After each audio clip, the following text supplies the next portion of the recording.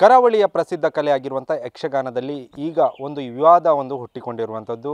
ಅದು ಏನಪ್ಪ ಅಂತ ಹೇಳಿದರೆ, ಪ್ರಸಿದ್ಧ ಕಲಾವಿದರಾಗಿರುವಂಥ ರಾಮಚಂದ್ರ ಹೆಗ್ಡೆ ಕೊಂಡದ ಕುಳಿ ಏನಿದ್ದಾರೆ ಅವರ ಮಗಳು ಒಂದು ಹೇಳಿಕೆ ನೀಡಿರುವಂಥದ್ದು ಸಾಕಷ್ಟು ಚರ್ಚೆಗೂ ಕೂಡ ಕಾರಣ ಆಗಿರುವಂಥದ್ದು. ಇದರ ಬಗ್ಗೆ ಮಾತಾಡಲಿಕ್ಕೆ ಸ್ವತಃ ನಮ್ಮ ಜೊತೆ ಅಶ್ವಿನಿ ಕೊಂಡದ ಕುಳಿ ಅವರಿದ್ದಾರೆ. ಅವರನ್ನು ಮಾತನಾಡಿಸ್ತಾ ಹೋಗುವ. ಮೇಡಮ್, ನೀವು ಹೇಳಿರುವಂಥ ವಿಚಾರ ಏನಿದೆ ಸಾಕಷ್ಟು ಚರ್ಚೆಗೆ ಕೂಡ ಕಾರಣ ಆಗಿರುವಂಥದ್ದು. ಸಾಮಾಜಿಕ ಜಾಲತಾಣ ಸೇರಿದಂತೆ ಸುದ್ದಿಗೋಷ್ಠಿ ಮಾಡುವವರೆಗೂ ಕೂಡ ತಲುಪಿರುವಂಥದ್ದು. ಈ ವಿಚಾರ ಏನು ಮೇಡಮ್ ಅಂತ? ಸರಿ, ಓಕೆ. ಒಂದು ಆವತ್ತಿನ ಕಾರ್ಯಕ್ರಮ ನನ್ನ ತಂದೆಯವರ ಪುಸ್ತಕ ಬಿಡುಗಡೆ ಕಾರ್ಯಕ್ರಮ. ಅಲ್ಲಿ ಅವರೇ ಕೇಂದ್ರ ಬಿಂದು. ಒಬ್ಬ ವ್ಯಕ್ತಿಯಲ್ಲಿ ಯಾವ ಗುಣವನ್ನು ನಾವು ವಿಶೇಷವಾಗಿ ನೋಡಿರ್ತೀವಿ, ಯಾವುದನ್ನು ಮೆಚ್ಚಿರ್ತೀವಿ, ಅದನ್ನು ಆವತ್ತು ಅವರಿಗೆ ಸಂಬಂಧಪಟ್ಟು ನಾವು ಹೇಳಿರ್ತೀವಿ. ಇದು ಸರ್ವೇ ಸಾಮಾನ್ಯ. ಆವತ್ತು ನನ್ನ ತಂದೆಯವರೇ ಕೇಂದ್ರ ಬಿಂದು ಆದ ಕಾರಣ ಅವರಲ್ಲಿ ನಾನು ಇಷ್ಟಪಟ್ಟ ಗುಣವನ್ನು ನಾನು ಹೇಳಿದವಳು. ನಾನು ಹೇಳಿದ್ದು ವಾಕ್ಯಶಃ ಶಬ್ದಶಃ ಹೇಳ್ತೇನೆ. ನನ್ನ ತಂದೆಯವರು ಯಾವಾಗಲೂ ಹೇಳುವಂತಹ ಮಾತು, ಒಬ್ಬ ವ್ಯಕ್ತಿ ಒಳ್ಳೆಯ ಕಲಾವಿದ ಆಗದಿದ್ದರೆ ಯಾವ ಊರಿಗೂ ನಷ್ಟ ಇಲ್ಲ. ಆದರೆ ಒಬ್ಬ ವ್ಯಕ್ತಿ ಆಗದೇ ಇದ್ದರೆ, ಒಳ್ಳೆಯ ವ್ಯಕ್ತಿ ಆಗದೇ ಇದ್ದರೆ ಸಮಾಜಕ್ಕೆ ನಷ್ಟ ಇದೆ. ಬಹುತೇಕ ಜನರು ಅಥವಾ ಬಹುತೇಕ ಕಲಾವಿದರು ಹೆಣ್ಣು ಮಕ್ಕಳ ಬಗ್ಗೆ ಗಾಸಿಪ್ ಮಾಡಿಕೊಳ್ಳುವುದಿದೆ. ಹಾಗಂತ ಇದು ಯಕ್ಷಗಾನದಲ್ಲಿ ಮಾತ್ರ ಅಂತಲ್ಲ, ಪ್ರಪಂಚದಲ್ಲಿ ಎಲ್ಲ ಕಡೆ ಇದೆ, ಇದು ಸತ್ಯ. ಆದ್ದರಿಂದ ನನ್ನ ತಂದೆಯವರು ಯಾವತ್ತೂ ಕೆಟ್ಟದಾಗಿ ಒಂದು ಹೆಣ್ಣಿನ ಬಗ್ಗೆ ಕಮೆಂಟ್ ಮಾಡಲಿಲ್ಲ ಅಥವಾ ಗಾಸಿಪ್ ಮಾಡಿಲ್ಲ. ಅದನ್ನು ಎಷ್ಟೋ ಜನ ಅನುಸರಿಸುವುದು ಒಳ್ಳೆಯದು, ಎಲ್ಲರೂ ಅನುಸರಿಸುವುದು ಒಳ್ಳೆಯದು. ಇದು ನನ್ನ ಒಂದು ಸ್ಟೇಟ್ಮೆಂಟ್. ಇದು ಎಷ್ಟು ಜನರಲ್ ಸ್ಟೇಟ್ಮೆಂಟ್ ಅಂತ ಅಂದರೆ, ಗಾಸಿಪ್ ಮಾಡುವವರು, ಕಮೆಂಟ್ ಹಾಕುವವರು ಪ್ರಪಂಚದಲ್ಲಿ ಎಲ್ಲಿಲ್ಲ. ಸ್ವತಃ ನಮ್ಮ ಸಂಬಂಧಿಕರುಗಳೇ ಅದನ್ನು ಮಾಡ್ತಾರೆ. ಯಕ್ಷಗಾನ ಕಲಾವಿದರು ಹೊರತಲ್ಲ, ಅಥವಾ ಯಕ್ಷಗಾನ ಕಲಾವಿದರು ಎಲ್ಲರೂ ಹಾಗೆ ಮಾಡ್ತಾರೆ ಅಂತಲೂ ನಾನು ಹೇಳಿಲ್ಲ. ಎಷ್ಟೋ ಜನ ಮಾಡುವವರಿದ್ದಾರೆ ಅಂತಂದರೆ ಅಷ್ಟೂ ಜನ ಮಾಡ್ತಾರೆ ಅಂತ ಅರ್ಥ ಅಲ್ಲ. ಪ್ರಪಂಚದಲ್ಲಿ ಹೇಗೆ ಸಮಾಜದಲ್ಲಿ ಅಂಕುಡೊಂಕಿದೆಯೋ ಯಕ್ಷಗಾನದಲ್ಲೂ ಅದಿದೆ, ಒಪ್ಕೊಳ್ಬೇಕಾದಂಥ ಸತ್ಯ. ಯಾಕಂದರೆ ಯಕ್ಷಗಾನ ಪ್ರಪಂಚ ಅನ್ನುವಂಥದ್ದು ಸಮಾಜಕ್ಕೆ ಹೊರತಾದ ಕ್ಷೇತ್ರ ಅಲ್ಲ. ಎಲ್ಲರಲ್ಲೂ ಪಾಸಿಟಿವ್ ಆ್ಯಂಡ್ ನೆಗೆಟಿವ್ಸ್ ಇರುತ್ತೆ. ಹಾಗೆ ನಾನು ಯಕ್ಷಗಾನ ಕ್ಷೇತ್ರದ ಮನೆ ಮಗಳೇ. ನಾನು ಇಲ್ಲಿ ಹುಟ್ಟಿ ಬೆಳೆದಿದ್ದೆ ನಾನು ಯಕ್ಷಗಾನ ಕ್ಷೇತ್ರದಲ್ಲಿ. ನಾನು ದೊಡ್ಡ ಕಲಾವಿದೆ ಅಲ್ಲದೆ ಇರ್ಬೋದು, ಅವ್ರಿಗಿಂತ ಬಹಳ ಚಿಕ್ಕವಳಿರ್ಬೋದು. ಆದರೆ ನಮ್ಮ ಮನೆಯ ವಿಷಯ ಏನು ಅಂತ ನಮಗೆ ಗೊತ್ತಿಲ್ಲದೆ ಇರ್ತದ? ಸಮಾಜದಲ್ಲಿ ಇದ್ದ ಹಾಗೆ ಇದರಲ್ಲೂ ಇದೆ, ಅದೇನು ಪ್ರತ್ಯೇಕ ಅಲ್ಲ. ಇಲ್ಲಿ ಯೋಚನೆ ಮಾಡಬೇಕಾಗಿದ್ದ ವಿಷಯ ಏನು ಅಂತ ಅಂದರೆ, ನಮ್ಮ ಮನೆಯಲ್ಲಿ ದೋಷ ಇದೆ ಅಂತ ನಮ್ಮ ಮನೆಯ ಮಗಳೇ ಹೇಳಿದಾಗ ಆ ದೋಷವನ್ನು ಸರಿ ಮಾಡಿಕೊಳ್ಳಿಕ್ಕೆ ನಾವು ಪ್ರಯತ್ನ ಮಾಡಬೇಕಾ, ಅಥವಾ ದೋಷ ಇದೆ ಅಂತ ಹೇಳಿದ ಮಗಳ ಮೇಲೆ ವಿವಾದವನ್ನು ಸೃಷ್ಟಿಸಬೇಕೋ, ಅದು ಅವರ ಯೋಚನೆಗೆ ಬಿಟ್ಟಿದ್ದು. ಇನ್ನು ಒಬ್ಬ ವ್ಯಕ್ತಿ ನಮ್ಮ ಎದುರು ಬಂದು ಪ್ರಪಂಚದಲ್ಲಿ ಎಷ್ಟೋ ಜನ ಸುಳ್ಳುಗಾರರಿದ್ದಾರೆ, ಮೋಸಗಾರರಿದ್ದಾರೆ, ಕೆಟ್ಟವರಿದ್ದಾರೆ ಅಂತ ಒಂದು ಕಾಮನ್ ಸ್ಟೇಟ್ಮೆಂಟ್ ಕೊಟ್ಟಾಗ, ನಾನು ತಪ್ಪು ಮಾಡಲಿಲ್ಲ ಅಂತಂದರೆ ನಾನು ಯಾಕೆ ಅದಕ್ಕೆ ಭಯಪಡಬೇಕು, ಸಿಟ್ಟುಗೊಳ್ಳಬೇಕು? ಯಾಕಂದ್ರೆ ನನಗೆ ಗೊತ್ತು ನಾನು ತಪ್ಪು ಮಾಡಲಿಲ್ಲ. ಅವ್ರು ಹೇಳಿದ್ದಾರೆ ಎಷ್ಟೋ ಜನ ಅಂತ. ಅಷ್ಟೂ ಜನ ಎಲ್ಲರೂ ಅಂತ ಅವ್ರು ಹೇಳಿರೋದಿಲ್ಲ. ಆದ್ದರಿಂದ ಸಿಟ್ಟಾಗೋದು ಯಾವಾಗ? ಒಂದೊಮ್ಮೆ ಎಲ್ಲರೂ ಹಾಗೆ ಮಾಡಿದ್ದಾರೆ ಅನ್ನೋ ಸ್ಟೇಟ್ಮೆಂಟ್ ಕೊಟ್ಟರೆ ಅವ್ರು ಸಿಟ್ಟಾಗಬೇಕು. ಎಲ್ಲರೂ ಅಂತ ಯಾಕೆ ಸೇರಿಸ್ತೀರಿ, ನಾವು ಒಳ್ಳೆಯವರಿದ್ದೇವೆ, ನಾವು ಕೆಟ್ಟದ್ದು ಮಾಡಲಿಲ್ಲ ಅಂತ ಹೇಳ್ಬೋದು. ಇನ್ನೊಂದು, ನಮ್ಮನ್ನು ಮಾತ್ರ ಬೆರಳೆತ್ತಿ ತೋರಿಸಿದಾಗ ನಾವು ಅದ್ರ ಬಗ್ಗೆ ಮಾತಾಡ್ಬೋದು, ನನ್ನ ಬಗ್ಗೆ ಯಾಕೆ ಹೀಗೆ ಹೇಳಿದೆ ಅಂತ. ಕಂಪ್ಲೀಟ್ಲಿ ಒಂದು ಜನರಲ್ ಸ್ಟೇಟ್ಮೆಂಟ್ ನಾನು ಕೊಟ್ಟಿದ್ದು, ಜನರಲ್ ವಿಷಯ, ಇದು ಎಲ್ರಿಗೂ ಗೊತ್ತಿರುವಂಥದ್ದು. ಬಟ್ ಅದನ್ನು ಇಶ್ಯೂ ಮಾಡುವಷ್ಟು ಏನಿತ್ತು ಅಂತ ನನಗೆ ಇವತ್ತಿನವರೆಗೂ ಅದು ಯಕ್ಷ ಪ್ರಶ್ನೆ ಆಗಿದೆ. ಇನ್ನೊಂದು ವಿಷಯ ಅಂತ ಅಂದರೆ,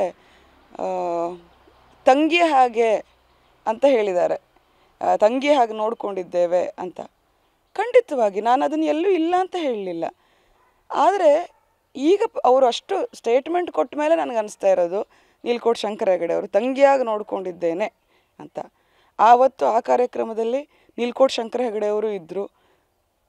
ಒಂದೊಮ್ಮೆ ಈ ತಂಗಿಯ ಮಾತು ಅವ್ರಿಗೆ ತಪ್ಪು ಅಂತ ಅನಿಸಿದರೆ ಖಂಡಿತವಾಗಿ ಅಲ್ಲೇ ಜೊತೆಗಿದ್ದ ನೀಲ್ಕೋಟ್ ಶಂಕರ ಹೆಗಡೆ ಅವರು ಕರೆದು ನನ್ನನ್ನು ಹೇಳಿದರೆ, ಹೌದಾ ಶಂಕರಣ್ಣ, ನಂದು ತಪ್ಪಾಯಿತು ಅಂತ ನಾನು ಹೇಳ್ತಿದ್ನೋ ಏನೋ.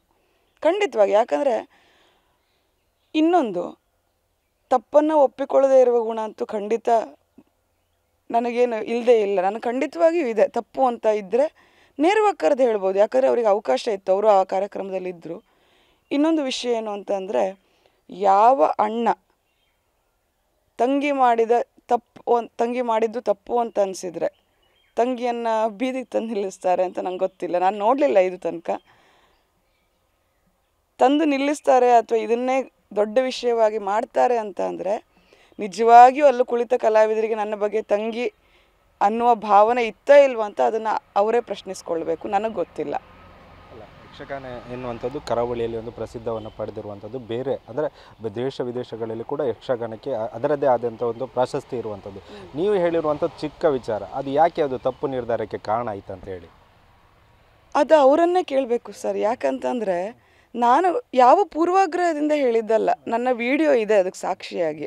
ಯಾವ ಪೂರ್ವಾಗ್ರಹವೂ ಇಲ್ಲ, ಯಾರ ವೈಯಕ್ತಿಕ ಟಾರ್ಗೆಟ್ ಇಲ್ಲ. ಒಂದು ಜನರಲ್ ಸ್ಟೇಟ್ಮೆಂಟನ್ನು ಅಣ್ಣ ಅಂತ ನಿಜವಾಗಿ ತಿಳ್ಕೊಂಡಿರೋರು ಯಾಕೆ ಹಾಗೆ ಮಾಡಿದರು ಅನ್ನೋದು ನನಗೆ ಗೊತ್ತಿಲ್ಲ. ಇನ್ನು ಇಷ್ಟು ಮಾತ್ರ ಹೇಳಬಲ್ಲೆ, ನಾನು ಹೇಳಿರುವ ಒಂದು ಜನರಲ್ ಸ್ಟೇಟ್ಮೆಂಟ್ ಇದು ಸಾರ್ವಕಾಲಿಕ ಸತ್ಯ, ಎಲ್ಲ ಫೀಲ್ಡ್ನಲ್ಲೂ ಸತ್ಯ. ಅದು ಎಲ್ಲರ ಅನುಭವಕ್ಕೂ ಬಂದಿರ್ತದೆ. ಎಷ್ಟೋ ಜನ ಕಲಾವಿದರು ಅಥವಾ ಎಷ್ಟೋ ಜನ ವ್ಯಕ್ತಿಗಳು ಯಕ್ಷಗಾನಕ್ಕೆ ಸಂಬಂಧಪಟ್ಟವರು ಇರ್ಬೋದು, ಕಾಲ್ ಮಾಡಿ ಹೇಳಿದ್ದಾರೆ, ನೀವು ಹೇಳಿದ್ದು ಸರಿ ಇದೆ, ಏನೂ ತಪ್ಪಿಲ್ಲ ಅಂತ ಹೇಳಿದವರಿದ್ದಾರೆ. ಬಟ್ ಸತ್ಯವನ್ನು ನಿರ್ಭಿಡೆಯಿಂದ ಹೇಳಲಿಕ್ಕೆ ಮತ್ತು ಸತ್ಯವನ್ನು ಒಪ್ಕೊಳ್ಳಿಕ್ಕೆ ತುಂಬ ಜನರಿಗೆ ಮನಸ್ಸಿರೋದು ಕಷ್ಟ, ಧೈರ್ಯ ಮಾಡೋದಿಲ್ಲ. ಯಾಕೆಂದರೆ ಧೈರ್ಯ ಮಾಡಿ ಹೇಳಿದ್ರು ಅಂತಾದರೆ ನನ್ನ ಪರಿಸ್ಥಿತಿ ಆಗ್ಬೋದು ಅಂತ ಭಯ ತುಂಬ ಜನರಿಗೆ. ಆದರೆ ಎಲ್ಲರೂ ಭಯ ಪಟ್ಕೊಂಡು ಸತ್ಯವನ್ನೇ ಹೇಳದೇ ಇದ್ದರೆ ಅಥವಾ ತಪ್ಪುಗಳೆಲ್ಲವೂ ಮುಚ್ತಾ ಹೋದರೆ ತಪ್ಪುಗಳು ಸರಿಯಾಗೋದು ಯಾವಾಗ? ಸಮಾಜದಲ್ಲಿ ಒಳ್ಳೆಯ ವ್ಯಕ್ತಿತ್ವಗಳು ನಿರ್ಮಾಣ ಆಗೋದು ಯಾವಾಗ? ನಾವು ಏನು ಮಾಡಿದ್ರೂ ನಡೀತದೆ, ಎಲ್ಲಿ ಹೋದರೂ ಏನು ಹೇಳಿದ್ರೂ ನಡೀತದೆ ಅನ್ನುವಂಥ ಮನೋಭಾವವೇ ಜಾಸ್ತಿ ಆಗ್ತಾ ಹೋಗುತ್ತೆ ಸಮಾಜದಲ್ಲಿ.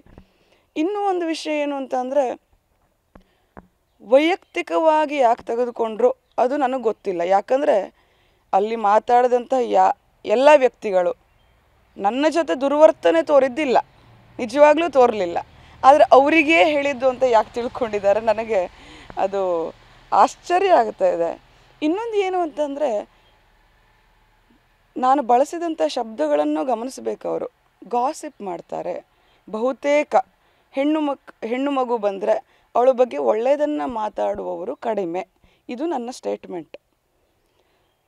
ಅದು ಎಷ್ಟು ಅದರದ್ದು ಬಣ್ಣ ಬದಲಾಯಿತು ಅಂತ ಅಂದರೆ, ಏನೋ ನಮಗೆ ಮಹಿಳಾ ಕಲಾವಿದೆಯರಿಗೆ ದೌರ್ಜನ್ಯ ಮಾಡ್ತಾರೆ ಪುರುಷ ಕಲಾವಿದರು ಅನ್ನುವ ರೀತಿ ಬದಲಾಯಿತು. ಮಹಿಳಾ ಕಲಾವಿದೆಯರಿಗೆ ದೌರ್ಜನ್ಯ ಮಾಡ್ತಾರೆ ಎನ್ನುವ ಯಾವ ಅರ್ಥ ಯಾವ ಭಾವದಲ್ಲಿಯೂ ಹೇಳಲಿಲ್ಲ. ಯಾಕಂದರೆ ಹಾಗೆ ದೌರ್ಜನ್ಯ ಮಾಡಿದರೆ ನಾವು ಇಷ್ಟು ವರ್ಷ ಈ ಯಕ್ಷಗಾನದಲ್ಲಿ ಬರಲಿಕ್ಕೆ ಆಗ್ತಾನೂ ಇರಲಿಲ್ಲ. ದೌರ್ಜನ್ಯ ಅನ್ನೋದು ಕೇವಲ ದೈಹಿಕಕ್ಕೆ ಮಾತ್ರ ಸಂಬಂಧಪಟ್ಟಿದ್ದಲ್ಲ. ಒಬ್ಬರ ಬಗ್ಗೆ ಕತೆ ಕಟ್ಟುವಂಥದ್ದು. ಒಂದು ಹೆಣ್ಣು ಮಗು ಇವತ್ತು ಯಕ್ಷಗಾನಕ್ಕೆ ಬಂದ್ಲು, ವೇಷಧಾರಿ ಅಂತ ಮಾತ್ರ ಅಲ್ಲ, ನಾನು ಎಲ್ಲೂ ಹೇಳಲಿಲ್ಲ ಮಹಿಳಾ ಕಲಾವಿದೆಯರು ಅಂತ ಎಲ್ಲೂ ಹೇಳಲಿಲ್ಲ. ಒಬ್ಬಳು ಹೆಣ್ಣು ಚೌಕಿಗೆ ಬಂದಾಗ ಅವಳ ಬಗ್ಗೆ ಕತೆ ಕಟ್ಟುವಂಥದ್ದು. ಪ್ರತಿಯೊಬ್ಬ ಕಲಾವಿದರು ಆತ್ಮವಿಮರ್ಶೆ ಮಾಡ್ಕೊಂಡು ನೋಡ್ಬೇಕು ಅದನ್ನು, ಅವ್ರು ಹೇಳಿದ್ದಾರೋ ಇಲ್ವೋ. ಕಲಾವಿದರು ಅಂತಲ್ಲ, ಸಮಾಜದಲ್ಲಿ ಎಲ್ಲರೂ ನಾವೆಷ್ಟು ಹೆಣ್ಣಿನ ಬಗ್ಗೆ ಮಾತಾಡಿದ್ದೇವೆ ಇಲ್ವೋ ಅಂತ ಯೋಚನೆ ಮಾಡಿ ನೋಡಬೇಕು.